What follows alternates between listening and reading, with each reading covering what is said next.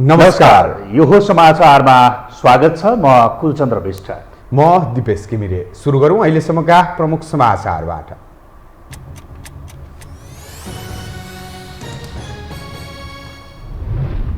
निर्वाचन नजिकिएसँगै सत्ता गठबन्धनको सक्रियता बढ्यो। भागबण्डामा सहमति नजुट्दा स्थानीय नेताहरू अन्योलमा। सामूहिक घोषणापत्रको योजना अलपत्र। सत्ता गठबन्धन चुनाव सार्ने षड्यन्त्रमा लागेको एमाले अध्यक्ष ओलीको आरोप। मतियार नबन्न विप्लवलाई आग्रह। कार्यकर्ता एमाले प्रवेश गरेकोले माओवादी रित्तो भएको दाबी। चुनावी नतिजा आफ्नो पक्षमा पार्न दलहरूको दौडधुप। घर दैलो कार्यक्रम प्रभावकारी भएको काङ्ग्रेसको दाबी। महिलालाई प्राथमिकतामा राखेर उम्मेदवार तय गर्न माओवादीको सर्कुलर। मुलुकका आर्थिक सूचक निरन्तर ओह्रालो गतिमा। व्यापार घाटा 11.5 खर्ब नाग्यो। मूल्य वृद्धि 7% माथि। शोधान्तर स्थिति 2.5 अर्बले घाटामा। र लोड सेडिङ र औषधि अभावका कारण श्रीलङ्का थप सङ्कटमा फस्दै अस्पतालहरूले नियमित शल्यक्रिया रोके।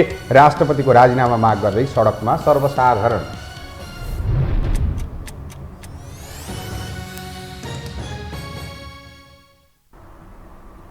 अब समाचार विस्तारमा। देश निर्वाचनमय भइरहँदा मुख्य प्रतिस्पर्धीका रूपमा सत्ता गठबन्धन र एमाले देखिएका छन्। ओलीको प्रतिगमन र संविधान विरोधी गतिविधि विरुद्ध एक भएको भनिएका सत्ता घटकहरू कसै गरी एमालेलाई हराउने रणनीतिमा छन्। तर उनीहरूको सो अनुरूप अघि बढ्ने गतिविधि भने देखिएको छैन।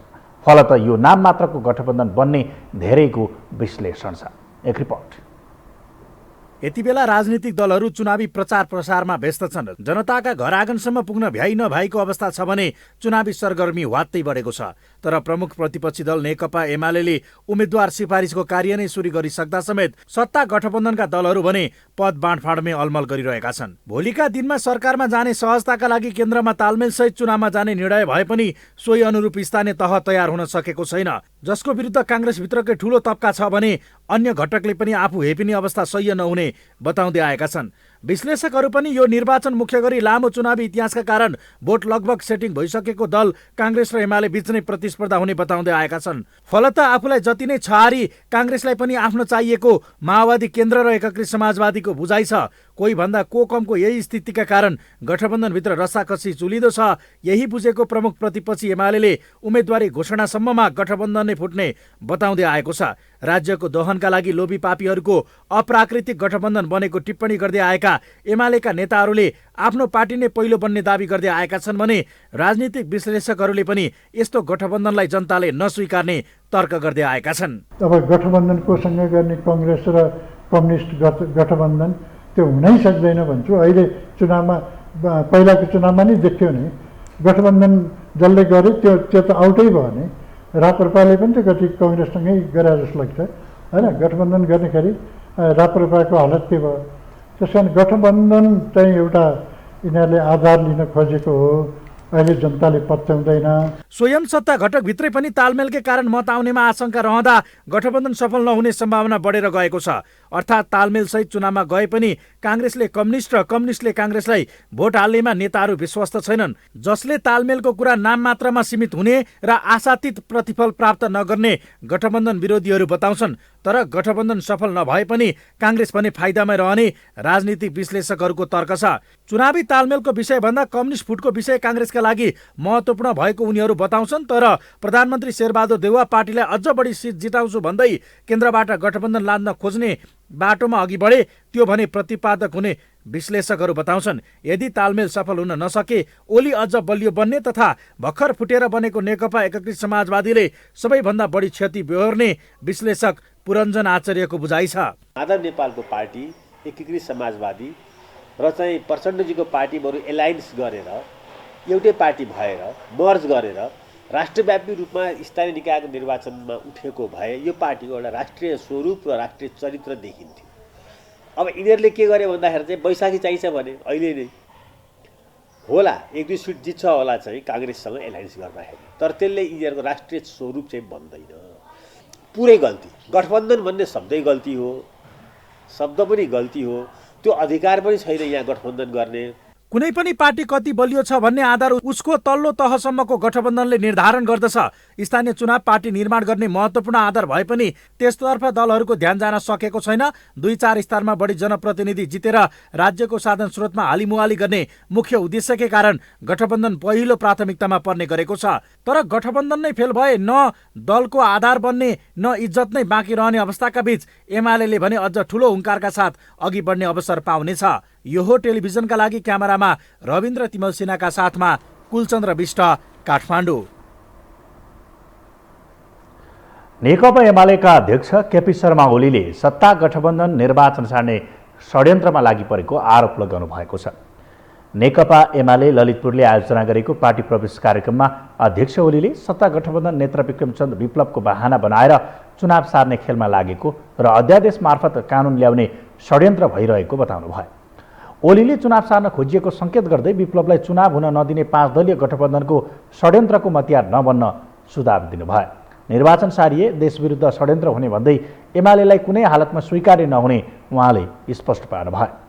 अध्यक्ष ओलीले माओवादी केन्द्रका नेता तथा कार्यकर्ताहरू एमालेमा प्रवेश गरिरहेको भन्दै अब सो पार्टी रित्तो भइसकेको बताउनु भयो।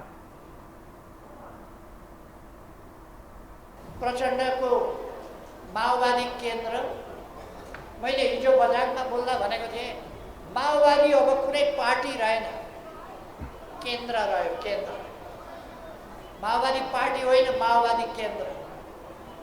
केन्द्र भनेको केन्द्र छ, बाँकी केही पनि छैन। माओवादीको भाँडो रित्तिसक्यो, बिर्को मात्रै छ, त्यही बिर्कोलाई उनीहरू केन्द्र भन्छ। नेता छन् 2-4 जना, अधिकांशले छोडिसके, त्यसैलाई भन्छन् उनीहरू केन्द्र।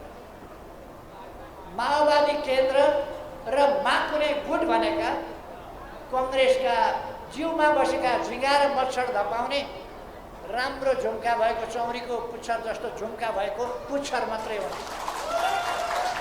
कङ्ग्रेसका पुच्छर। ओलीले कार्यक्रममा अधिकांश समय माओवादी केन्द्र र एकीकृत समाजवादीको आलोचना गर्नमै खर्चिनु भएको थियो।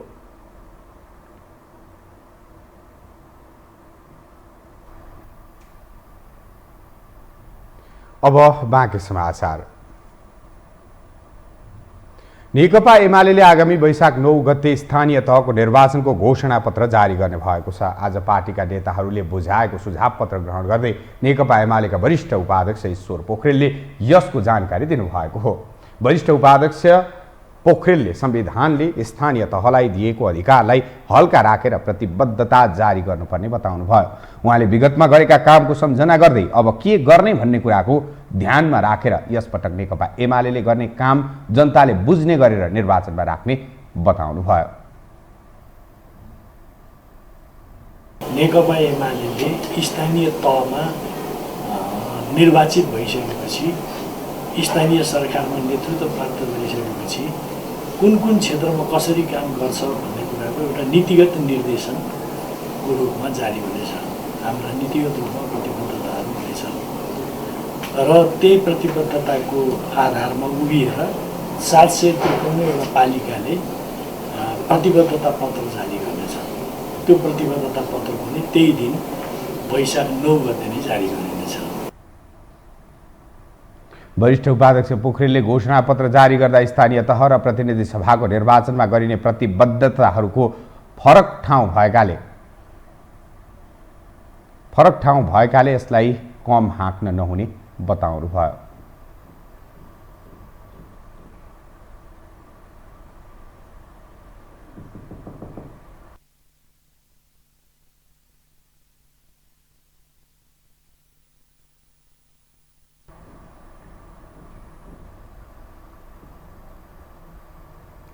राष्ट्रपति विद्यादेवी भण्डारीले वैशाख 30 को स्थानीय चुनावका लागि नेपाली सेना परिचालन गर्न स्वीकृति दिनुभएको छ। राष्ट्रिय सुरक्षा परिषदको चोइट 17 गतेको सिफारिस र मन्त्री परिषदको चोइट 24 गतेको सिफारिस अनुसार नेपालको संविधानको धारा 66 को उपधारा 2 बमोजिम सेना परिचालन गर्न स्वीकृति दिएको राष्ट्रपतिको कार्यालयले जानकारी दिएको छ। नेपाली सेनाको परमाधिपति राष्ट्रपति हुने संवैधानिक व्यवस्था रहेको छ।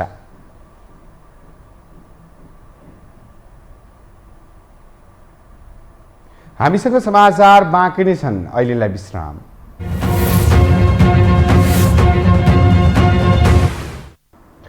विश्रामपछि यो समाचारमा स्वागत छ। अब बाँकी समाचार।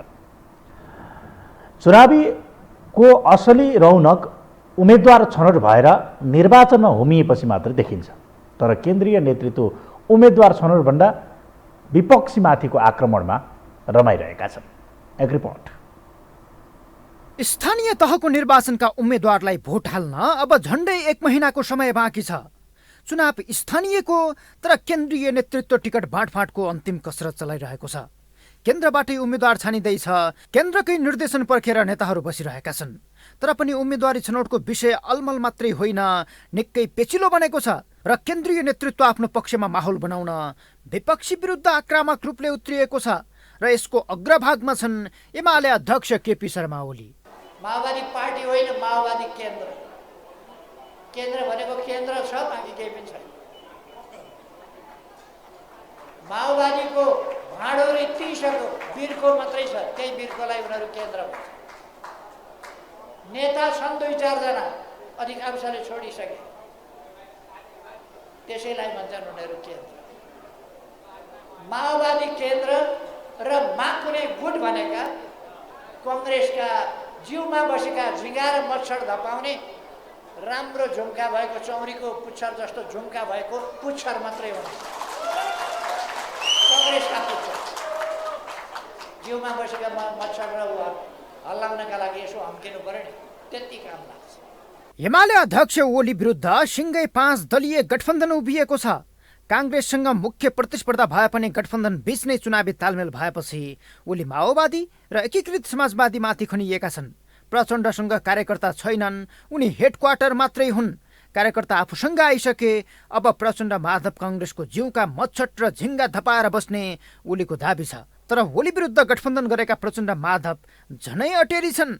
काङ्ग्रेससँग तालमेल गरेपछि बलिया बनेका उनीहरू ओलीको पराजयका लागि आफूले जित्नै पर्ने दाबी गरिरहेका छन्। नयाँ नेपाल निर्माण गर्ने कुरालाई के गरी कमजोर पार्न सकिन्छ, के गरी सङ्घीयता या समावेशी समानुपातिकताको निम्ति आवश्यक पर्ने विधेयकहरूलाई आलटाल गर्न सकिन्छ, रोक्न सकिन्छ, त्यसलाई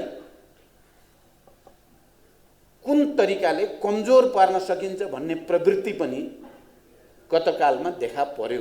यो निर्वाचन आफू जित्नका लागि नभई एमाले हराउनका लागि मुख्य बनाएका माओवादी र समाजवादी यही बुझाइकै आधारमा काङ्ग्रेससँग तालमेल गर्न बाध्य बनेका हुन्। तर गठबन्धनभित्रै उम्मेदवारी छनौटको विषय थप पेचिलो बन्दै गएको छ। 1 महिना बाँकी रहँदा पनि उम्मेद्वारको टुङ्गो नलाग्दा चुनावी सरगर्मीको खास रूप नै बाहिरिएको छैन। टिकटको तय गर्न केही समय लागेको छ, प्राविधिक कठिनाइहरू छन् र गठबन्धन तालमेलका पनि कुराहरू छन्। त्यो टुङ्गो लगाउने कुराहरू चाहिँ जटिल नै छन्, किनभने यो तल्लो तहको यो राष्ट्रिय निर्वाचन जस्तो सहज केन्द्रीय नेताहरू बसेर सीमित सङ्ख्याको यो संसद सङ्ख्या बाँडफाँड गरे जस्तो होइन। त्यस हुनाले केही समय लागेको छ। उम्मेद्वारलाई लिएर चुनावी प्रचारमा निस्किने बेला दलहरू भने उम्मेद्वार चयन गर्न नसकेर आन्तरिक विवादमा फँसेका छन्। कार्यकर्ता टिकटको सुनिश्चितता नभएपछि पार्टी फेरबदलको रङ्गमञ्च चलाइरहेका छन्। चुनावी तालमेलको टड्गा र आवश्यकता महसुस गरेर 5 दलीय संयन्त्र बनाउने भनिए पनि करिब 2 दर्जनभन्दा अधिकांश जिल्लामा यो संयन्त्र नै बनेन। बरु केन्द्रले हस्तक्षेप गर्न खोजे विद्रोह गर्ने नेताहरूको चेतावनीले गठबन्धनमा बिमेल र एमालेमा सामेल हुने सम्भावना पनि बढेको छ। यो हो टेलिभिजनका लागि सन्तोष बिके थापा, काठमाडौँ। नेपाली काङ्ग्रेसले एमसीसी सम्झौताको सम्बन्धमा जनतामा रहेको भ्रमलाई चिर्न सफल भएको बताएको छ। मङ्गलबार फागुन 29 गतेदेखि चैत्र 29 गतेसम्म चलेको पार्टीको घर घर जाउँ काङ्ग्रेस जिताउँ अभियानको सम्बन्धमा जानकारी दिन आयोजना गरिएको पत्रकार सम्मेलनमा बोल्दै काङ्ग्रेसका प्रवक्ता डाक्टर प्रकाश शरण महतले अभियानका क्रममा एमसीसीको सम्बन्धमा जनतामा रहेको भ्रमलाई चिर्न सफल भएको बताउनु भएको हो। ओली नेतृत्वको सरकारले गरेका गलत काम बारे पनि जनतालाई जानकारी गराउँदै काङ्ग्रेस नेतृत्वको सरकारले गरेका राम्रा कामहरूको प्रचार गरिएको उहाँले बताउनु भयो। केपी शर्मा ओलीजीको नेतृत्वमा बनेको सरकारले जुन चाहिँ कोभिडको दौरानमा पनि ठुलो घोटाला, भ्रष्टाचार जनता चाहिँ घरबाट निस्किन सक्ने अवस्थामा थिएनन्, रोजगारी गुमिएको थियो, धेरै ठुलो सङ्ख्यामा नागरिकहरू कोभिडबाट प्रभावित भएका थिए। त्यस्तो अवस्थामा पनि फाइदा उठाउने अवसरको रूपमा जसरी ओली सरकारले लियो। प्रवक्ता महतले स्थानीय तह निर्वाचन नजिकै पनि टिकटको तय गर्न प्राविधिक कठिनाई भएको बताउनुभयो। गठबन्धन र तालमेलका कारण टिकटको टुङ्गो लगाउन ढिलाइ भएको उहाँले बताउनुभयो।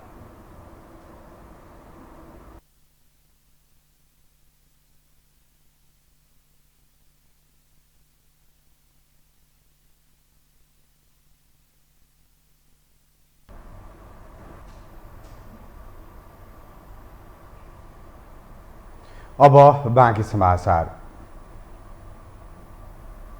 स्थानीय तहको निर्वाचन मिति नजिकिएसँगै राजनीतिक दल र दलका नेताहरू जनताको घर दैलोमा पुगिरहेका छन्।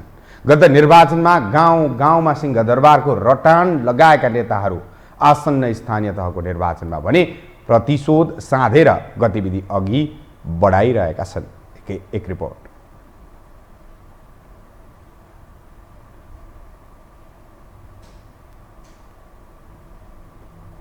स्थानीय तहको निर्वाचन आउन अब 1 महिना मात्र बाँकी छ।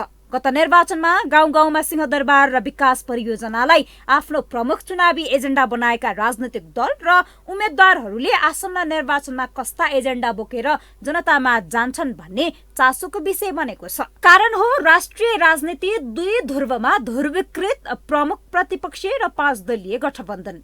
प्रतिगमनको नेतृत्व गरेको आरोप खेपिरहेको प्रमुख प्रतिपक्षी दल नेकपा एमाले र आफूलाई अग्रगामीको दावी गरिरहेका सत्ता घटक दुवैका लागि यो निर्वाचन ठूलो अग्नि परीक्षा हुने देखिन्छ। तर आसन्न निर्वाचन स्थानीय तहको भए पनि चहल पहल भने केन्द्रीय निर्वाचनको भन्दा बढी चर्को देखिएको छ। शीर्ष नेताहरू नै चुनावमा जसरी पनि आफ्नो पार्टीले जित्नुपर्ने भन्दै एकले अर्कालाई खुइल्याउँदै आफू र आफ्नो पार्टी राम्रो भएको पुष्टि गर्न उद्यत छ। नेकपा एमाले मात्रै यस्तो पार्टी रह्यो नेपालमा जसले देशका समस्या के हुन्, तिनको समाधान कसरी हुन्छ भन्ने सम्बन्धमा छलफल गरे, अगाडि कसरी बढ्ने नीति तय गरे र संगठन कसरी मजबुत बनाएर अगाडि जाने देशका लागि जनताका लागि त्यो काम गरे। आज नेकपा एमाले यो देशको सार्वभौम सत्ताको रक्षा, स्वाधीनता र स्वतन्त्रताको रक्षा, भौगोलिक अखण्डताको रक्षा र राष्ट्रिय हितहरूको रक्षा र स्वाभिमानको अभिवृद्धिका लागि काम गरिरहेको छ।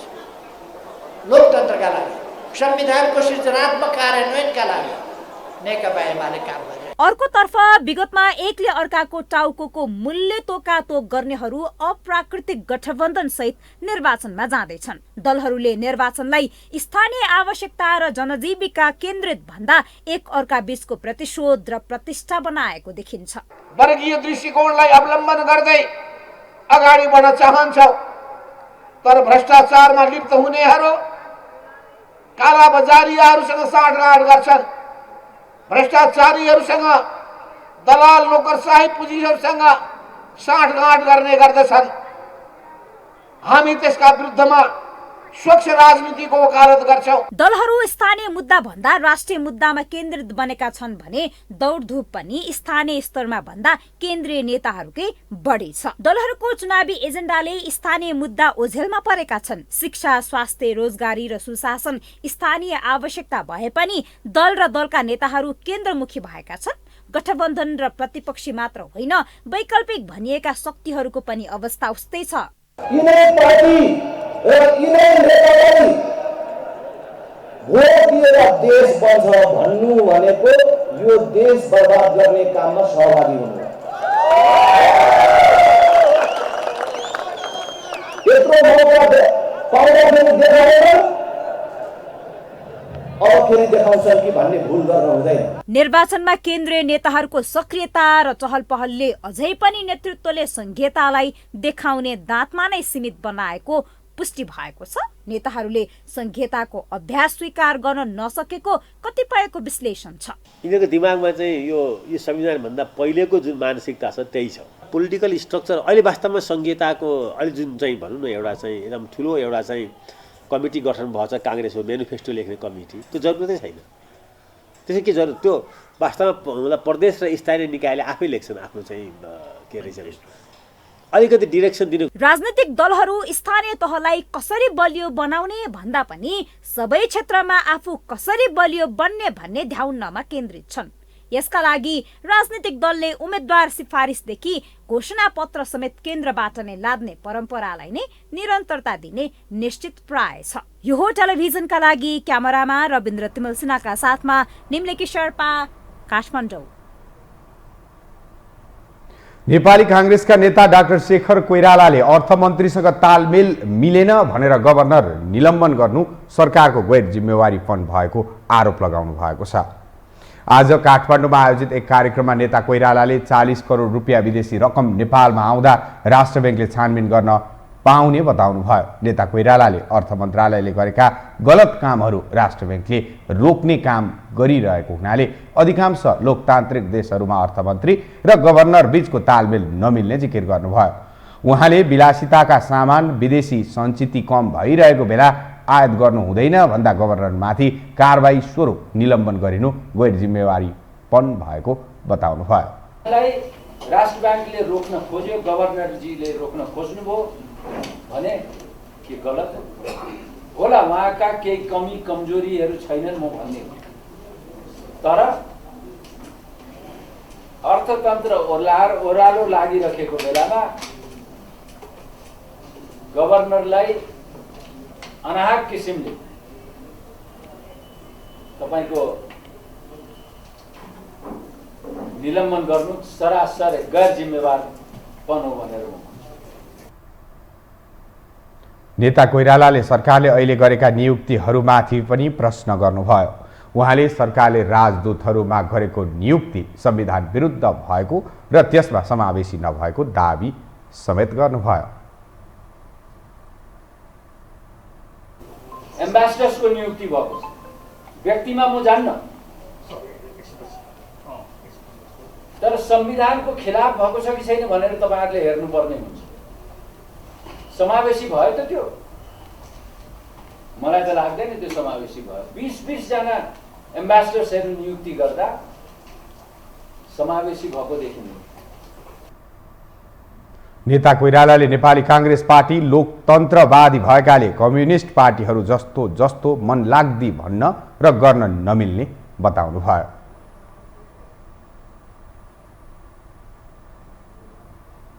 सत्तारूढ दल नेकपा माओवादी केन्द्रले स्थानीय स्तरमै चुनावी घोषणा पत्र बनाउने भएको छ। पार्टी केन्द्रले गरेको अपिलका आधारमा स्थानीय आवश्यकता समेटेर चुनावी घोषणा पत्र बनाउने तयारी रहेको छ। आगामी वैशाख 30 गते हुने स्थानीय चुनावका लागि माओवादीले पालिका स्तरकै कमिटीबाट घोषणा पत्र बनाउन लागेको हो। माओवादीले स्थानीय चुनावलाई लक्षित गर्दै गत चैत 22 मा अपिल सार्वजनिक गरेको थियो। उक्त अपिल अनुसार स्थानीय स्तरबाटै घोषणा पत्र बनाउन कमिटीलाई अधिकार दिइएको छ। यसैबीच माओवादी केन्द्रले स्थानीय सरकारमा महिलाको कार्यकारी भूमिका सुनिश्चित गर्न भन्दै प्रत्येक जिल्लाबाट कम्तीमा 1 पालिका प्रमुख र प्रत्येक पालिकाबाट कम्तीमा 1 वार्डाध्यक्षको उम्मेदवार महिलालाई बनाउन पार्टी कमिटीलाई निर्देशन समेत दिएको छ।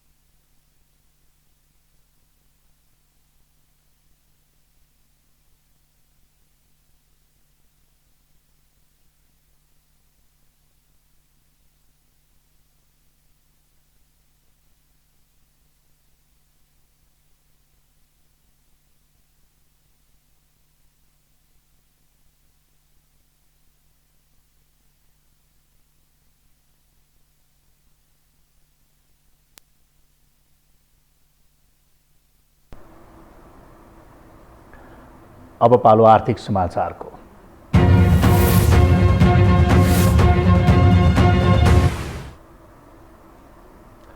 नेपालको केन्द्रीय बैंकले आज मुलुकको अर्थतन्त्रको फेहरिस्त प्रस्तुत गरेको छ, जसअनुसार मुलुकका अर्थतन्त्रका अधिकांश सूचक नकारात्मक छन्, तर सरकार र दलहरू यसैमा राजनीति गरिरहेका छन्। एक रिपोर्ट। हाम्रो अर्थतन्त्र कुनै ठुलो सङ्कट आएको छैन। जसरी यहाँ ठुलो सङ्कट आयो, अब यो देश के नहुन्छ भनेर जो गरिएको छ, यसलाई अर्थतन्त्रलाई नियमित गतिमा चल्न दिनुपर्छ। यसमा पोलिटिसाइज गर्ने कुराहरू हुँदैन। यो भनाइ हो अर्थतन्त्रको बागडोर सम्हालेका मन्त्री जनार्दन शर्माको। उनले सोमबार पत्रकार सम्मेलन गर्दै अर्थतन्त्र सही ट्र्याकमा रहेको दावी गरे, तर त्यसको भोलिपल्टै नेपालको केन्द्रीय बैंकले अर्थतन्त्रका सूचकहरूको फेहरिस्त प्रस्तुत गर्यो, जसअनुसार अर्थमन्त्रीको दावीसँग मिल्ने कुनै आधार देखिएका छैनन्। राष्ट्र बैंकको तथ्याङ्क अनुसार चालु आर्थिक वर्षको 8 महिनामा नेपालको व्यापार घाटा 11.5 खर्ब पुगेको छ। समीक्षा अवधिमा निर्यात आयात अनुपात 11.3% पुगेको छ। यता आयातको तुलनामा निर्यात भने नगण्य छ। 8 महिनामा 1 खर्ब 47 अर्ब 75 करोड मात्रको निर्यात भएको छ, जसले विदेशी सञ्चित निरन्तर घट्दै 9 अर्ब 58 करोड डलरमा आइपुगेको छ। जनताको प्रत्यक्ष सरोकार रहेको मूल्य वृद्धि झन आकाशिँदै गएको तथ्याङ्कले नै देखाइरहेको छ। 8 महिनामा शोधानान्तर स्थिति 2 खर्ब 58 अर्ब 64 करोडले घाटामा छ, तर पनि न अर्थमन्त्रीलाई यी तथ्याङ्कले प्रभाव पारेको छ, न त राजनीतिक दलहरूलाई नै। अर्थमन्त्री झुटो प्रचारबाजीमा लागेका छन् भने विपक्षी नेताहरू यसैलाई राजनीतिको माध्यम बनाइरहेका छन्। आफ्नो सरकारदेखि नै अर्थतन्त्रमा परेको प्रभाव बिर्सिएर प्रमुख प्रतिपक्ष दलका अध्यक्ष केपी ओलीले मङ्गलबार दिएको अभिव्यक्ति हेरौँ। यो सरकार कमिसनखोरी भ्रष्टाचारीमा लिप्त छ यो। त्यसकारण विकासका निम्ति पैसा छैन, खर्च छैन, बजेट काटेको छ, योजना रद्द गरेको छ। यी सबै कुरा तपाईँ आफूले देखेका छन्। मुलुकको अर्थतन्त्र निरन्तर ओह्रालो लाग्दै जाँदा सरकारसँग र राजनीतिक दलसँग निजी क्षेत्र पनि सन्तुष्ट छैनन्। निजी क्षेत्रको छाता सङ्गठन नेपाल उद्योग वाणिज्य महासङ्घका अध्यक्ष शेखर गोल्छाको यो मर्मस्पर्शी भनाइ सुनौ। हामी विस्तृत अध्ययन गरिरहेका छौँ, कार्यान्वयनमा सहकारी गरिदिनुस्। हामी लगानी गर्छौँ, प्रक्रियालाई सहज बनाइदिनुस्। हामी उत्पादन गर्छौँ, अवरोध नगरिदिनुस्। हामी रोजगारी दिन्छौँ, हडताल नगरिदिनुस्। हामी निर्यात गर्छौँ, प्रोत्साहन गरिदिनुस्। हामी पर्यटन लिएर आउँछौँ, स्वागत गरिदिनुस्। हामी राजस्व बुझाउँछौँ, अपमान नगरिदिनुस्। सरकारको ध्यान आर्थिक समस्या समाधान गर्नेतर्फ भन्दा आफ्नै स्वार्थ सिद्ध गर्नेतर्फ देखिन्छ, जसका कारण जनतादेखि निजी क्षेत्रसम्म सरकारसँग सन्तुष्ट छैनन्। आर्थिक सूचकहरूले पनि देश बर्बादीतर्फ गएको प्रष्टै देखिन्छ। यसमा सरकारले बेलैमा ध्यान नदिए अर्थतन्त्र चरम मन्दीमा जाने निश्चित प्राय छ। यो हो समाचारका लागि दिपेश घिमिरेको रिपोर्ट। नेपाल स्टक एक्सचेन्ज नेप्सेमा साताको कारोबारको तेस्रो दिन आज पनि दोहोरो अङ्कको गिरावट आएको छ। आज नेप्से 34.78 अङ्कले घटेर 2385.02 बिन्दुमा रोकिएको हो। सोमबार नेप्से 44.64 अङ्कले घटेर 2419.71 बिन्दुमा बन्द भएको थियो। त्यस्तै आज नेप्से परिसूचकसँगै कारोबार रकममा पनि गिरावट आएको छ। आज नेप्सेमा 1 अर्ब 52 करोड 43 लाख रुपियाँ बराबरको कारोबार भएको छ। आज कारोबार भएका 13 कम्पनीको सेयर मूल्य बढेको छ भने 177 कम्पनीको सेयर मूल्य घटेको छ।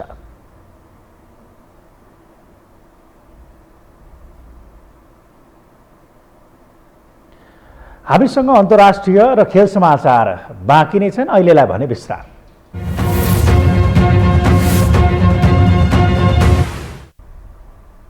विश्रामपछि स्वागत छ। अब पालो अन्तर्राष्ट्रिय समाचारको।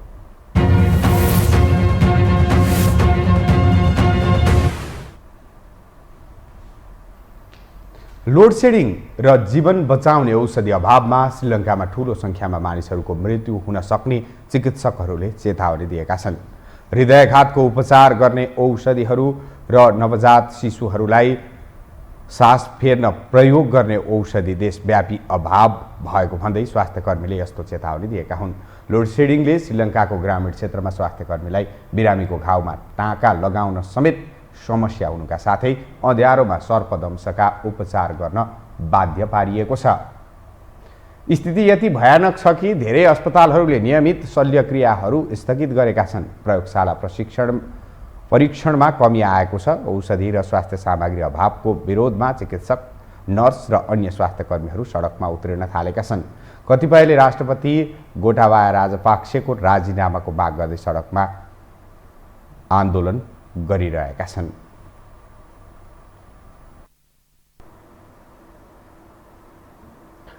अब पालो खेल समाचारको।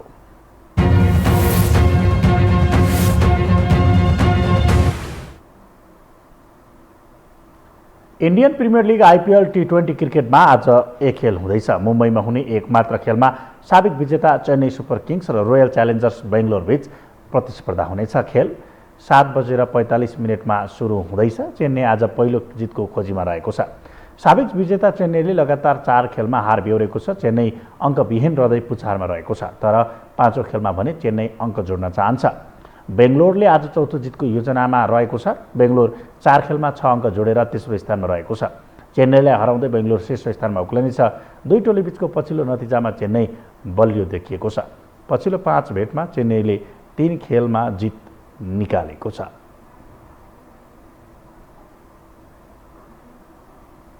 अब मौसम सम्बन्धी जानकारी।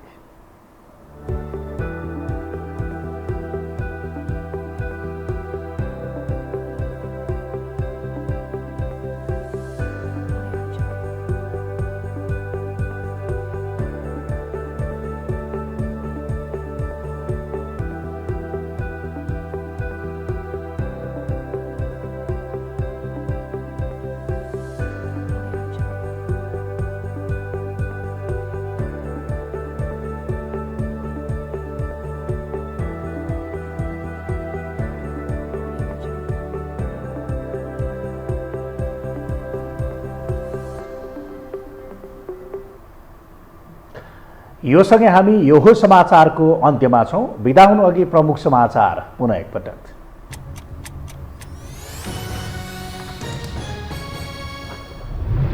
निर्वाचन नजिकिएसँगै सत्ता गठबन्धनको सक्रियता बढियो। भागभण्डामा सहमति नजुट्दा स्थानीय नेताहरू अन्योलमा। सामूहिक घोषणापत्रको योजना अलपत्र। सत्ता गठबन्धन चुनाव सार्ने षड्यन्त्रमा लागेको एमाले अध्यक्ष ओलीको आरोप। मतियार नबन्न विप्लवलाई आग्रह। कार्यकर्ता एमाले प्रवेश गरेकोले माओवादी रित्तो भएको दाबी। चुनावी नतिजा आफ्नो पक्षमा पार्न दलहरूको दौडधुप। घर दैलो कार्यक्रम प्रभावकारी भएको काङ्ग्रेसको दाबी। महिलालाई प्राथमिकतामा राखेर उम्मेद्वार तय गर्न माओवादीको सर्कुलर। मुलुकका आर्थिक सूचक निरन्तर ओह्रालो गतिमा। व्यापार घाटा 11.5 खर्ब नाग्यो। मूल्य वृद्धि 7% माथि। शोधानन्तर स्थिति 2.5 खर्बले घाटामा। र लोडसेडिङ र औषधि अभावका कारण श्रीलङ्का थप सङ्कटमा फस्दै अस्पतालहरूले नियमित शल्यक्रिया रोके। राष्ट्रपतिको राजीनामा माग गर्दै सडकमा सर्वसाधारण।